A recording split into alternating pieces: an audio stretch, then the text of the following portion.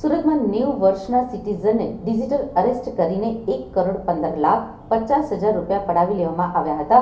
જે ગુનામાં સુરત શહેર સાયબર ક્રાઇમ સેલની ટીમે 5 આરોપીને ઝડપી પાડ્યા હતા। મળતી માહિતી મુજબ 90 વર્ષના સિનિયર સિટીઝને 15 દિવસ સુધી ડિજિટલ અરેસ્ટ કરીને તેઓનું મુંબઈથી ચાઇના મોકલેલા કુરિયરમાં પાર્સલો પકડાયા છે તેમ કહીને મુંબઈ પોલીસ, સીબીઆઈ અને ઈડીના અધિકારીની ઓળખ આપી પકડાયેલા પાર્સલમાં 400 ગ્રામ એમડી ડ્રગ્સ તથા અન્ય વસ્તુઓ પકડાયેલ છે અને આ બાબતે મની લોન્ડરિંગનો કેસ થયો છે અને તેમાં તમારી ધરપકડ કરવામાં આવશે અને તમામ ઘરના સભ્યોને પણ અરેસ્ટ કરવામાં આવશે।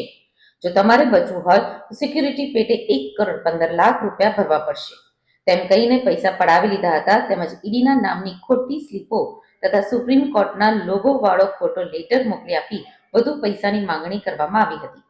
આ મામલો સાયબર ક્રાઇમ પોલીસ મથકે પહોંચતા સુરત શહેર સાયબર ક્રાઇમ પોલીસે 5 આરોપીને ઝડપી પાડી કાયદેસરની કાર્યવાહી હાથ ધરી હતી। સુરત શહેર પોલીસ દ્વારા સાયબર ક્રાઇમનો ફ્રોડ આચરનાર વિરુદ્ધ એક મુહિમ ચલાવવામાં આવી છે। થોડા સમય પહેલાં જ સાયબર ક્રાઇમની ટીમો દ્વારા અલગ અલગ જગ્યા ઉપર રેડ કરી અને 15થી વધુ લોકોની ધરપકડ કરવામાં આવી છે અને આમાં 1800થી 1900 જેટલા NCCRP પોર્ટલ ઉપર આ એકાઉન્ટોની કમ્પ્લેન કરવામાં આવી હતી। 29થી વધુ રાજ્યો અને કેન્દ્રશાસિત પ્રદેશો પણ આનો ભોગ બનેલા છે। આ સાયબર ક્રાઇમ ફ્રોડનો આ લોકોની પૂછપરછ દરમિયાન 300થી વધુ તો અંદાજિત ફરિયાદો રજીસ્ટર થયેલી પ્રાથમિક હકીકત દરમિયાન મળી આવી છે।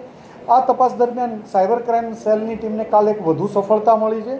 એક 90 વર્ષના સિનિયર સિટીઝન કાકાને આ લોકોએ પોતાનું 400 ગ્રામ જેટલું એમડી તમારું કુરિયરમાં આવ્યું છે અને આ ધમકી આપી મુંબઈના police officer, ED, CBI, Supreme Court વગેરે નામની ધમકીઓ આપીને ખોટા લેટરો, ખોટા ઓર્ડરો બતાવી કાકા પાસે અંદાજે 1.25 કરોડ રૂપિયા, 1,15,00,000 જેટલી વસૂલાત કરી લેવામાં આવી હતી। એમને 15 દિવસ જેટલો સમય જેટલા ડિજિટલ અરેસ્ટ રાખવામાં આવ્યા હતા।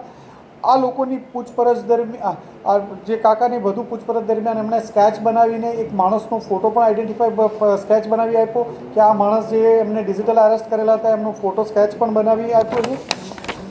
આ બાબતે એમને સાયબર ક્રાઇમ સેલનો સંપર્ક કરતા એમનું 1930 પોર્ટલ ઉપર કમ્પ્લેન કરવામાં આવી હતી અને એના પછી એમની અલગ અલગ માહિતીઓ એકઠી કરવામાં આવી હતી। સાયબર ક્રાઇમ સેલની ટીમને કાલે એક માહિતી મળી હતી કે આ લોકો, આ ગેંગ જે ડિજિટલ અરેસ્ટમાં સંડોવાયેલ છે, આ ગેંગ દ્વારા અલગ અલગ બેન્કોમાંથી, કરંટ એકાઉન્ટમાંથી કેશ વિડ્રો કરવામાં આવે છે।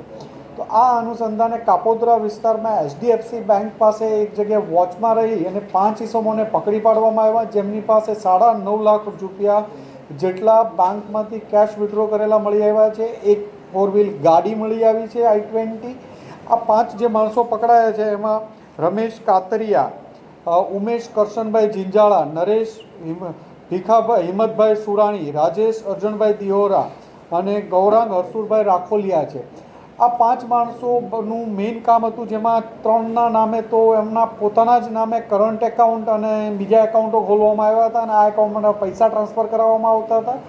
આમનો સાથે એક જે વોન્ટેડ આરોપી છે પાર્થ સંજય ગોપાણી, જે કંબોડિયા છે હાલમાં 6 મહિનાથી, આ ચાઇનીઝ ગેંગો સાથે સંપર્કમાં રહી ઇન્ડિયન અને ચાઇનીઝ ભેગા થઈ અને આ ગેંગ ડિજિટલ અરેસ્ટ સાથે જ સંકળાયેલ છે। આવી રીતે અલગ અલગ વૃદ્ધોને અલગ અલગ લોકોને ટાર્ગેટ કરી અને એમની પાસેથી મોટી રકમ પડાવતી હોય છે।